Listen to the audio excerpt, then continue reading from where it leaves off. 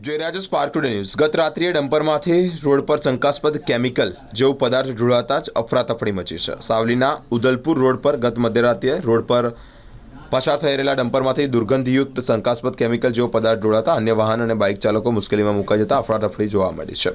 જેને કારણે જ રોડ પરથી પસાર થતા અન્ય વાહનો અને બાઇક ચાલકોમાં પણ અફરાતફરીનો માહોલ જોવા મળ્યો છે। સાવલી પોલીસ પણ ઘટનાસ્થળે દોડી આવી છે। કેટલાક બાઇક ચાલક સ્લીપ થતા હોય જેને લઈને જ ફાયરની ગાડી બોલાવી રોડ પર પાણીનો મારો ચલાવવામાં આવ્યો છે। રોડની સફાઈ પણ કરાવી હતી। રોડ પર અન્ય કોઈ અકસ્માત ન થાય અને ટ્રાફિક રાબેતા મુજબ ચાલુ કરવામાં આવ્યો છે।